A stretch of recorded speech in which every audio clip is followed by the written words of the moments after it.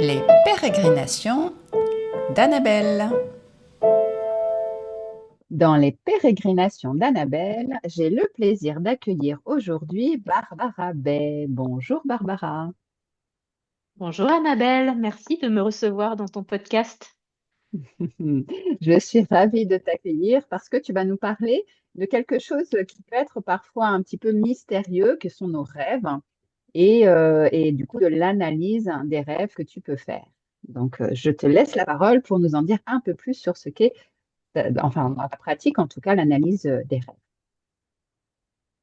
Les rêves sont mystérieux et pour moi ils sont essentiels.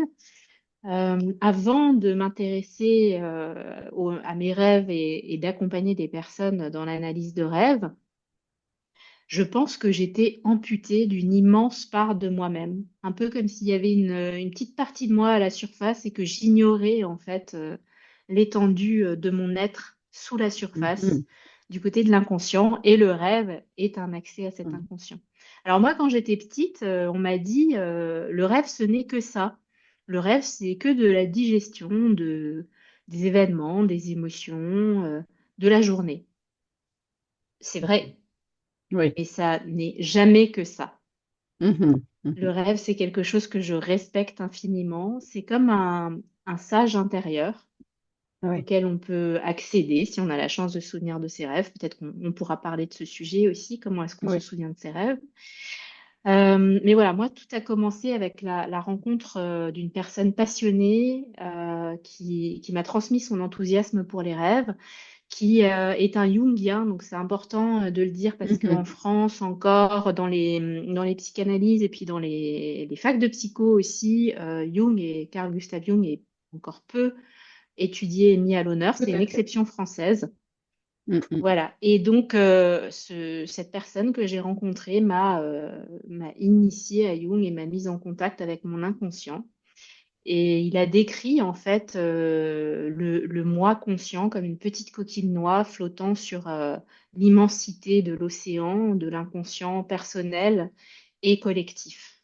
Voilà, c'est la spécificité chez Jung, c'est qu'on a aussi accès par les rêves à l'inconscient collectif via les archétypes. Bon, je ne vais pas rentrer dans le détail, mais une chose que je voudrais raconter sur cette rencontre, cet homme m'a dit, quand il y a un chien dans votre rêve, ne vous jetez pas sur un dictionnaire des symboles ou sur Google que signifie le chien dans les rêves, mais demandez-vous, c'est quoi pour vous un chien? Ouais, c'est ça. Mhm. Et puis Mhm. ce chien, pourquoi est-ce qu'il est là? Il est comment? Qu'est-ce qu'il ressent comme émotion? Qu'est-ce qu'il a à vous dire, à vous raconter? Parce que le rêve, il a toujours un message pour nous. Et le rêve caste les meilleurs personnages, objets pour nous faire passer ce message. Parce que il faut comprendre la langue des rêves qui est un langage métaphorique et symbolique. C'est ça qui fait que c'est mystérieux. Oui. Voilà comment tout a commencé. Puis après, voilà, je me suis formée auprès de différentes personnes en analyse et en écoute intérieure des rêves. Mhm. Mais c'est vrai que c'est bien que tu précises ça parce que parfois on a tendance à aller jeter sur les informations. Ah, tiens, j'ai fait tel rêve de telle chose. Bah, tu parles du chien. Et on va chercher de manière symbolique, mais de manière beaucoup trop généraliste. Et il faut voir en effet comment nous, en fait, quelle est la représentation qu'on a, comment est-ce que ça va nous parler de manière très personnelle. C'est-à-dire qu'un chien pour toi va pas forcément représenter la même chose qu'un chien pour moi. Et dans cette symbolique-là, Tout à fait, c'est c'est vrai ce que que, ça ouais, représente pour toi qui est intéressant. Mm. c'est ça. Après, dans un second temps, on peut aller chercher quand il y a des signes un peu particuliers, des tatouages, des architectures, ou un animal en particulier. On peut aller voir c'est quoi son... pas tant qu'est-ce que ça signifie symboliquement, parce qu'effectivement, c'est très personnel, mais quel est son mode de vie, son habitat, comment est-ce qu'il a été représenté dans les différentes cultures. Voilà, ça peut Mhm, donner des clés dans un second temps. Mais d'abord, mhm. c'est aller interroger c'est comment pour soi, et puis même aller interroger le chien, en fait. Alors là, on va en imagination active, Oui. mais qu'est-ce que tu ressens, toi, le chien? Comment tu vois le rêveur? Qu'est-ce que tu fais là?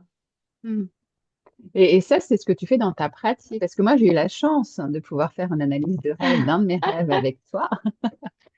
Et ce que je trouve assez exceptionnel, parce que Tu vois, je faisais un travail avec une psychothérapeute qui parfois analysait, mais on les analysait en séance, les rêves. Mais j'allais pas je retournais pas forcément, je ne revivais pas forcément le rêve de cette manière-là.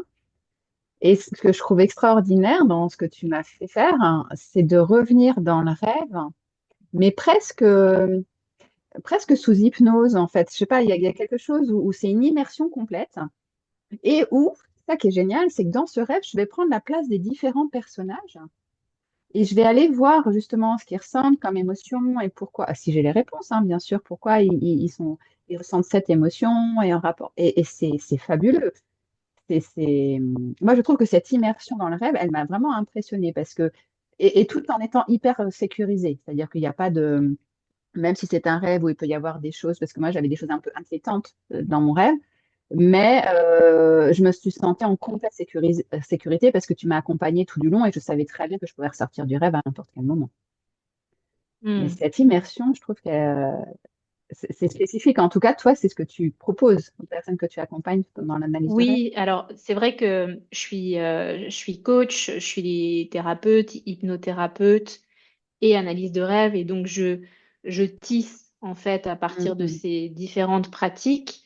J'aime bien moi amener, alors ça se prête pas toujours, mais si c'est possible, j'aime bien amener les personnes dans ce que tu as fort bien décrit, qui est cette écoute intérieure. On va revenir au contact du rêve, de sa matière, de sa chair, des sensations. Et puis comme on est en imagination active, tu as parlé d'hypnose. Oui, c'est un état légèrement modifié de conscience qui permet justement d'accéder à de l'information. Donc on va voir des Mhm. choses auxquelles on n'avait pas forcément fait attention dans le rêve. Et pour moi, ça évite d'être dans une interprétation plaquée et enfermante de Mhm. ton rêve. Ça permet vraiment d'être au contact de ce qui essaie de se manifester à toi. Tu disais, il y avait des choses un peu inquiétantes, peut-être angoissantes dans ton rêve. C'est presque plutôt bon signe parce que le rêve, c'est toujours un bon rêve dans le sens où Mhm. bah ça, c'est du poil à gratter, c'est peut-être même parfois ça fait peur, on se sent pas bien au réveil, mais ça veut dire que tu es prête à recevoir un contenu qui est à métaboliser, à intégrer, parce qu'il y a des parts de toi qui sont pour l'instant pas encore accueillies et qui se manifestent sous cette forme-là, et ça fait peur. Mais c'est justement en allant, c'est cette phrase magnifique de Rilke qui disait peut-être tous les dragons de notre vie ne sont que des princesses en détresse qui attendent qu'on les embrasse. Donc c'est vraiment tout ce travail Mhm. avec l'ombre. Comment, quand on Oui. va mettre en lumière l'ombre, en fait, c'est des Mhm. réserves d'énergie, de créativité. On revient en fait à ce que Jung appelait le soi, hein, qui est l'harmonisation de ces différentes parties de notre Mhm. personnalité. On peut aller contacter avec l'accueil des rêves. Et donc, tout ça, ça permet, je trouve, d'être en contact avec l'énergie du rêve, avec les émotions et d'éviter davantage le risque de plaquer une interprétation. Après, moi, de toute façon, quand on va sur l'interprétation, je ne fais que des propositions. Alors, je travaille Oui. beaucoup aussi avec Mhm. l'intuition, je contacte des informations de différentes manières, et puis je m'appuie aussi sur ce que le rêveur, la rêveuse m'a amené. Mais on va savoir si on est juste parce que ça déclenche une Oui. réaction chez la Mhm. Tout à fait. personne accompagnée. Mhm. Tu confirmes. Ah oui, On oui, oui, sent tout à quand on est fait, au bon oui. endroit. Hmm. Exactement. Et puis je confirme aussi que ce sont que des propositions et en effet, c'est le rêveur qui va voir comment ça résonne en lui et autant il y a des fois où je t'ai dit oui, il y a des fois où je t'ai dit non. Enfin voilà, c'est vraiment en fonction Voilà, des propositions qui sont faites. on explore. Hmm. Exactement. Et ce que je trouve intéressant dans ce travail-là, puisque pour moi c'est un travail enfin, ça amène à faire un travail sur soi. Et pour reprendre ce que tu disais de Jung, c'est lui qui disait on va grandir en lumière uniquement quand on va aller voir nos parts d'ombre. Hmm. Et dans ce rêve, ça a révélé alors, des parts d'ombre, en tout cas des choses qui ont été mises, qui sont peut-être pour le coup, on va dire mises en lumière, des choses sur lesquelles il serait intéressant que j'avance et que je travaille. Voilà. Après, libre à moi d'en faire ce que je veux. Mais en effet, et je trouve que c'est ça, le rêve est intéressant. Et dans l'analyse de rêve que tu proposes, quand tu accompagnes comme ça le rêveur, comme tu dis, euh, c'est de montrer, bon, bah, regarde là, ah, il y a peut-être une petite chose dans la manière dont ton inconscient, ou peut-être que ça pourrait être intéressant d'aller travailler dans cette voie-là. Mhm. Et, et ce sont des propositions, mais je trouve que c'est très accompagnante. C'est-à-dire qu'on se ressent, on ne ressort pas non plus en disant, bon, bah voilà, il y a ça, ça, et qu'est-ce que j'en fais maintenant? Ouais, c'est ça que je trouve intéressant aussi, c'est que tu nous accompagnes en nous donnant aussi des outils, des clés, des pistes de réflexion pour la suite. Sans que ce soit Mhm. un travail forcément psychothérapeutique, tu vois, mais au moins on ressort je trouve, de cette séance avec un éclaircissement sur notre rêve, sur une symbolique qu'il a voulu nous, du coup, que c'est comme si tu arrivais à traduire ce que notre inconscient voulait nous dire, qui n'est pas toujours évident à comprendre avec notre mental. Et puis en plus des petits outils, des pistes pour dire, tiens, on va voir de ce côté-là. Est-ce que ça te parle? Et puis voilà. Et puis presque après, ça chemine presque tout seul, hein, j'ai envie de dire. C'est assez drôle, hein, quand même. Mhm. Ça se métabolise effectivement. Alors, tu t'as parlé à plusieurs reprises de l'ombre. C'est vrai qu'on en parle plus maintenant. Il y a le shadow work qui a été assez popularisé avec des livres aussi qui proposent un travail personnel de journal, etc. Mais ça peut être quand même intéressant pour les auditeurs qui seraient pas familiers de redire Mm, juste un mot à ce sujet qui est tout à fait. justement un concept jungien qui serait que dans la petite enfance, pour se conformer à ce qui est attendu de notre milieu familial, à commencer par nos parents, on va petit à petit gommer des parties de notre être originel, de notre personnalité, pour être accepté dans la famille, autrefois dans le clan, dans une culture d'origine. Si, je sais pas, si on est dans une famille protestante, par exemple, on va avoir tel ou tel type de comportements qui vont être valorisés. Et donc tous ces contenus qui sont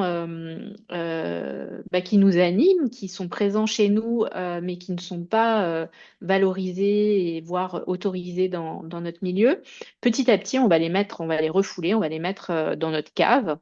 Et puis, si c'est inconscient, en fait, on va mettre un gardien avec des Doberman à la porte de la cave pour surtout pas laisser sortir ces contenus-là. Mais ça peut être des choses, alors effectivement des interdits, des tabous, de violence, etc. Mais ça peut aussi être pour les femmes, par exemple, des comportements de se faire belle. De vouloir séduire, qui sont pas mal en soi, mais qui dans certains milieux vont vraiment être prohibés et qu'on va complètement refouler en l'associant à la succube, la séductrice, la salope, la prostituée, etc., etc. On Mhm. l'amplifie. Et en fait, ces contenus-là, on va les projeter sur les autres personnes qui passent à proximité de notre maison et qui en ont les habits. On se dit inconsciemment, mais alors moi, je mets une énergie folle à retenir ça à l'intérieur de moi, et puis l'autre, il se balade tranquillou sous mes fenêtres. C'est Ouais, insupportable. Donc c'est ça qu'on appelle la projection. Et ouais, c'est très amusant de se dire quelles sont les personnes qui me font le plus réagir, qui oui. m'agacent, qui me fâchent. Mm. Parce que c'est une bonne manière d'aller voir qu'est-ce qu'on a réprimé chez nous. Alors bien sûr, Ouais. il ne s'agit pas de laisser sortir ça tel quel, on parle vraiment d'un travail d'alchimie, d'intégration alchimique en fait, de Mhm. transformer l'ombre en lumière. Donc déjà, ça libère de l'énergie parce que tout ce qu'on maintient comme ça dans la cocotte minute, ça nous prend une énergie folle. Et puis ça nous rend plus complets. Et un autre, là on a parlé de l'ombre, mais du coup le pendant, c'est ce qu'on appelle le masque, la persona chez Jung, parce que la persona c'était ce masque dans le théâtre grec, qui est notre façon de bien se comporter dans les Mm. différents groupes auxquels on appartient et qui sont extrêmement justes et nécessaires. Le seul problème, c'est quand on se confond complètement avec ce masque et qu'on ne sait plus qui on est et que finalement on se suradapte. Donc c'est vrai que ce travail avec le rêve aussi, bah, c'est pas agréable parce qu'on va voir plein de choses qui nous angoissent, qui nous inquiètent. Mais c'est bon signe, c'est que on va pouvoir métaboliser tout ça pour être complet. Oui. Et ça libère Oui. de la joie, de la créativité, de Mm. l'énergie, de la sagesse aussi. Oui, c'est ça, c'est-à-dire qu'on passe parfois, on peut passer, comme dans un travail d'ailleurs sur soi, hein, on peut passer aussi des fois par des choses qui se révèlent en nous et qu'on n'a pas forcément envie de voir. Parce que ça peut nous paraître pas très joli, en fait, ces petites parts-là. Si on les cache, c'est qu'on a pas envie que les autres les voient. Et quand on les trouve, on se dit, ouf, ah oui, j'ai ça en moi. C'est pas, c'est ce que tu dis par rapport à ce qu'on a voulu cacher de ce qui était bien ou pas bien. On peut être très jugeant aussi envers soi et envers des parts qui vont se révéler. Alors que justement, le rêve permet parfois de mettre en lumière ça, mais aussi de pouvoir les accueillir et de pouvoir après, comme tu dis, aller vers une forme de complétude parce qu'on va récupérer toutes ces parts-là de nous, on va plus les mettre à la cave et de composer avec et de s'accepter en fait dans dans notre totalité, Hmm. dans notre entièreté. Oui, Et je s'accepter, trouve, se ouais, retrouver, se déployer. c'est ça. Hmm. Et je trouve que le Alors, rêve, je pour ça, trouve, c'est un bon indicateur, hein. Enfin, c'est un bon pas indicateur, c'est un bon accompagnant. Ça nous permet vraiment justement d'aller voir ça aussi. ah, moi, je trouve que c'est incroyable. Alors, si on a la chance de s'en souvenir, hein, mais Mm. c'est gratuit. Alors, ça demande un peu de temps et d'attention. On s'en souvient plus ou moins. Mm. Ce qui est recommandé, c'est d'avoir un petit cahier à côté du lit ou un dictaphone. Alors, ça sera intéressant de voir les personnes qui écoutent le podcast parce que quand on commence à parler des rêves, en fait, ils se manifestent bien souvent. Oui. Alors, on Ouais. rêve toujours, hein, à part quelques très rares cas de problématiques physiologiques, on rêve. Après, la Mm. question, c'est est-ce qu'on s'en souvient ou est-ce qu'on s'en souvient pas? Mais quand on Mm. commence à s'y intéresser et à leur prêter de l'importance, souvent, ils se manifestent. Après, des fois, il y a des blocages aussi liés à des traumatismes. Alors, ça peut être intéressant de donner un peu des indications sur les différentes typologies de rêves. Il y a des rêves très différents. Euh, je repense au rêve prémonitoire. Alors ça, c'est un rêve qui est relativement rare et qui n'a justement pas des attributs symboliques et métaphoriques. C'est vraiment, voilà, on voit ce qui va se passer.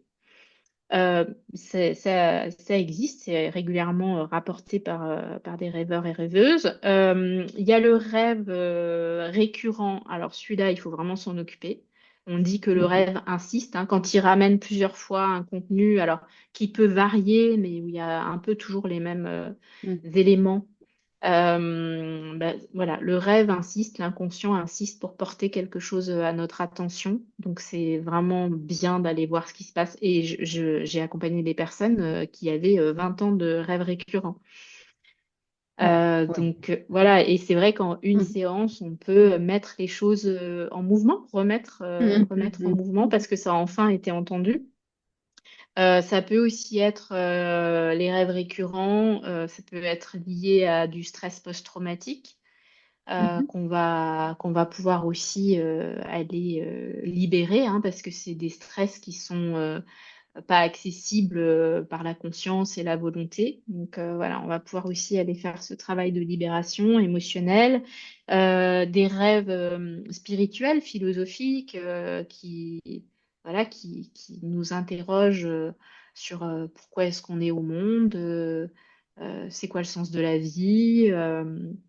Il y a aussi, on parle de grands rêves, donc les grands rêves, c'est des rêves qui peuvent parler de nous, mais aussi du collectif, de la société. Mhm. Jung, par exemple, avant la Deuxième Guerre mondiale, a fait plusieurs rêves où il voyait l'Europe couverte de sang. Bon, bah, on peut dire que voilà, il pouvait l'interpréter d'un point de vue personnel, mais Ouais. ça a manifesté aussi quelque chose il y a une chercheuse qui a travaillé sur les rêves pendant le Covid, qui était très spécifique, très particulier par rapport à la pandémie, etc. Il y a aussi une personne qui avait recueilli des rêves pendant justement l'avènement du Troisième Reich. avant la prise de pouvoir d'Hitler. Et en fait, elle a recueilli des centaines de rêves qui parlent, qui évoquent en fait au niveau collectif ce qui est en train de se préparer. Donc voilà, il y Ah, a ces rêves-là ouais. aussi. Ouais. Ouais, ouais, ouais. Et puis, Il y a vraiment une empreinte collective dans euh, le rêve aussi, hein. C'est pas que personnel, hein. oui, alors ça, c'est aussi une piste intéressante pour les personnes qui ont envie d'aller voir leurs rêves d'un peu plus près. C'est Mm. bien que tu dis ça, c'est-à-dire que euh, on peut aller regarder son rêve, l'écouter en se disant qu'est-ce que les personnages du rêve racontent d'une situation réelle. Par exemple, j'ai une dispute avec mon père en rêve. Mhm. Quid des relations avec mon père en ce moment? Et on dit ça, c'est sur le plan de l'objet. Ça, c'est Oui. une façon, et c'est bien de faire les deux. Donc ça, c'est une première façon d'aller regarder. Et ensuite, c'est intéressant d'aller se dire que, ben, c'est ce que je disais, le rêve, il caste les meilleurs personnages pour faire passer son Mhm. message. Donc c'est de dire que le père une représentation de quelque chose. Donc, par exemple, quelle énergie masculine représente mon père? Et du coup, ça peut parler de mon masculin intérieur. Donc, Mhm. mon masculin intérieur, c'est ma capacité à prendre la parole, à agir, à aller dans le monde. Donc, qu'est-ce que ça dit de ça à un moment T pour moi? Ouais. Voilà, c'est vraiment deux Mhm. façons. Oui. Et est-ce que tu serais d'accord pour dire que sur un rêve qui nous touche personnellement, tous les personnages du rêve pourraient représenter en fait une part de nous? C'est-à-dire que même si ce sont des personnes extérieures qu'on va représenter par la symbolique de ce qu'ils représentent pour nous, mais finalement, ouais, c'est ça, les personnages de nos rêves sont des parts de nous.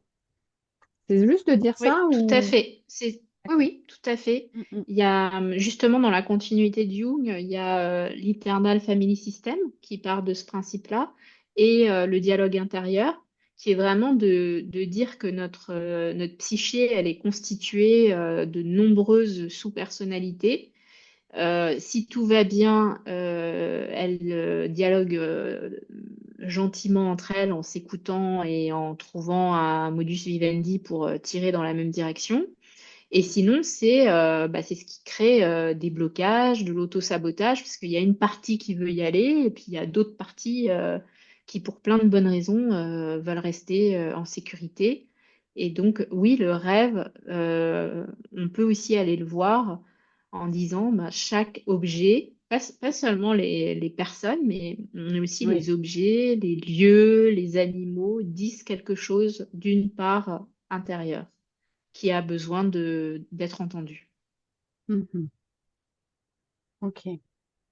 Bon, par contre, c'est quand même pas simple hein, de faire ça tout seul. Donc, heureusement que tu es là pour nous accompagner. Parce que c'est pas Oui, évident quand même. euh, alors c'est pas simple, ça demande un petit peu de bagage, mais c'est pas tant ça la théorie, ça s'apprend. Par contre, quand on travaille seul avec ses rêves, il y a quand même beaucoup d'angles morts et d'avoir quelqu'un qui déjà juste qui écoute Mm. et qui pose des questions. Et qui c'est aussi un travail de maïeutique, hein, d'accouchement, d'aller Oui. regarder un peu dans les coins, de changer un peu d'angle de vue. Et c'est vraiment ce regard à la troisième personne qui ouvre, qui permet de déployer en fait. Et c'est vrai que c'est difficile de le faire seul. C'est déjà bien Oui. d'écrire ses rêves et puis Mm. de méditer un petit peu avec, hein, c'est déjà incroyable. Mm. Mais c'est sûr qu'on va toujours plus loin en étant accompagné. Oui. Ah oui, oui, moi je le vois clairement pour le rêve que tu as analysé. J'avais tiré quelques fils toute seule, mais il y avait plein de choses que je n'avais pas vues en fait dans mon rêve, plein de scènes ou dans certaines scènes des détails auxquels je n'accordais pas d'importance, alors que ils se sont révélés quand même être assez forts parce que je pense que En tout cas, dans ma manière, moi, je suis restée quand même avec l'empreinte émotionnelle du rêve. Donc, je suis restée focalisée sur des moments où l'émotion était forte et sans forcément voir. Peut-être, à un moment donné, je me trouvais dans une voiture. Bon, la voiture, je n'ai pas forcément accordé d'importance parce que c'était plus ce qui se passait dans la voiture qui émotionnellement, pour moi, était fort. Alors que voilà, tu as pu amener le véhicule ou l'endroit, enfin après où je me trouvais. Et c'est vrai que ça, ou alors il faudrait vraiment se dire, OK, être presque très cartésien et me dire, OK, est-ce que j'ai tout analysé, tous les scènes, les objets, les lieux, que c'est pas. Et ouais, je trouve que voilà, d'avoir ce regard-là, c'est vraiment, ça nous permet, comme tu dis, d'aller voir dans les coins, dans les angles morts, dans les recoins, des petites choses qui sont quand même assez significatives, hein. Oui, et puis comme tu disais, tu as ressenti un léger état hypnotique qui fait que les barrières du conscient s'abaissent un peu. Et ce qui fait que ce qui cherche à émerger, à être entendu, l'est davantage dans cet échange, dans ce Mm, cadre sécurisant, que si on est seul face à son cahier, à mm, essayer d'aller toucher du doigt. ouais. Et, Parce que et, quand on est dans l'état de conscience éveillée, euh, justement, la porte de la cave, elle est bien fermée, elle est bien gardée. mm, mm, Et c'est pas facile d'aller mm. seul se mettre en sécurité pour toucher ces contenus. Tout à fait.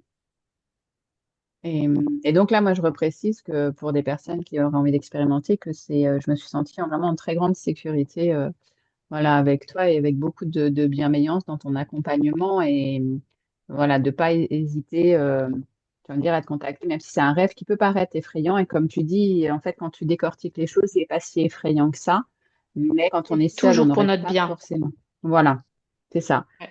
Mais quand on est seul, on aurait peut-être plutôt des fois envie, tu vois, il y a des cauchemars quand on sort, on est encore empreint de ce qui s'est passé, de l'émotion et autres, Mm, mm. et on n'aurait pas forcément envie d'aller se replonger dans ce rêve-là, parce qu'il peut être quand même assez terrorisant parfois. Mais la manière dont tu as de nous accompagner, la manière, ouais, en fait, ça nous permet de se sentir en complète sécurité, de pouvoir de nouveau retourner sur des choses qui peuvent être parfois un petit peu, qui peuvent faire peur de manière consciente et d'aller le décortiquer après de manière inconsciente, de se dire, ah oui, en fait, c'est pas forcément, ça m'a fait peur, mais finalement, c'est pas si dangereux ou méchant que ça. Et comme tu dis, c'est toujours pour notre bien, quoi qu'il en soit. Mhm. Un travail sur soi, c'est pas une promenade de santé, hein, c'est pas forcément agréable. Donc oui, ça peut gratter, ça peut puer, ça peut démanger. Et en même temps, mon expérience, enfin, quand on a envie d'y aller, on y va. Et moi, quand j'ai été exposée à la présence de cet océan sauvage, indompté. J'ai eu envie d'aller à sa rencontre et j'ai été bien récompensée parce Mm, que c'est des univers qui se sont ouverts à moi. J'ai eu des rêves en cadeau extraordinaires et c'est des rêves qui aussi, quand on est sur un chemin d'évolution, Jung dit mm, d'individuation, hein, justement pour mm, réintégrer toutes ses parts et puis se déployer dans son entièreté. J'ai des rêves qui m'ont porté, qui me portent, dont l'énergie me porte parce que ils me disent tu es sur ton chemin. Voilà. mm, Et dans la vie quotidienne, ça peut être difficile, mais j'ai cette énergie intérieure qui dit tous les voyants sont au vert, mm. tu es soutenu, tu es sur la bonne voie. C'est magique. Ouais. Ah bah c'est porteur. C'est sûr que forcément, dans ton quotidien, j'imagine en effet comment ça te porte. Ça, c'est une évidence. Et alors, pour les auditeurs qui auraient envie justement d'analyser un de leurs rêves ou même plusieurs avec toi, ce que je trouve important de préciser, c'est que ça peut se faire en visio, c'est-à-dire qu'on n'est pas. Parce que tu es où, Oui, Barbara, toi? moi moi je suis à Strasbourg, Oui. dans un très bel endroit. Et pour les personnes qui seraient de Strasbourg ou de passage, je propose une fois par mois des cercles de rêve. Donc là, c'est en présentiel à Strasbourg. Mais sinon, je travaille en ligne partout dans le monde. Après, ça peut être visio ou téléphone, ce qui est le plus confortable pour la personne. Les deux sont très bien. Et ça peut effectivement être des consultations ponctuelles quand il y a un rêve particulier qui appelle ou qui est particulièrement inquiétant, ou voilà, où justement on a des rêves récurrents et puis on se dit, bah, il serait peut-être Mhm. temps que ça change. Il y a aussi des suivis en analyse, hein, si on souhaite faire un travail régulier. Donc, c'est des séances d'une heure et demie. Et puis aussi, pour des personnes qui voudraient commencer à se familiariser aussi avec ce travail, je propose une fois par mois un rendez-vous le dimanche soir qui s'appelle Une tisane et au lit, qui est un rendez-vous gratuit en ligne et Mhm. voilà, qui permet de rentrer doucement dans l'univers du rêve. D'accord. Ok. Donc, ouais, c'est intéressant. Tu proposes plusieurs choses hein, qui sont très, très intéressantes, très chouettes. Et on peut retrouver ça. Tu as un site internet sur lequel on peut trouver tes coordonnées. Bon, après, je mettrai tout en barre d'infos, hein, mais c'est juste Oui, pour. oui, oui. Mais il y a, D'accord. alors c'est tout simple, c'est Barbara, trait d'union, B, Hmm. B-A-Y, D'accord. .com. Voilà. Ok. Oui, Et donc là, il y on. a, il y a un onglet Voix du rêve où il y a toutes les infos. Très bien. Bon, bah, comme ça, puis de toute façon, ouais, je remettrai ça aussi en barre d'infos pour les personnes qui souhaiteraient te contacter. Donc, moi, je trouvais ça super intéressant et vraiment, si ça vous tente, n'hésitez pas à contacter Barbara pour analyser l'un de vos rêves ou pour vous faire accompagner selon vos envies. En tout cas, je te remercie beaucoup, Barbara, pour ce podcast que j'ai trouvé Merci. très intéressant. Et Merci à puis, toi, ben, Annabelle. C'était un plaisir. Mm. Plaisir partagé et puis bah, qui sait peut-être à une prochaine fois, hein. Nous ne savons pas ce que la vie Oui, nous oui. réserve. Donc, Des surprises. exactement, de belles surprises. Au revoir, Barbara. Au revoir, Annabelle. Merci pour vos likes et vos commentaires et abonnez-vous à la chaîne pour être tenu informé des prochaines diffusions.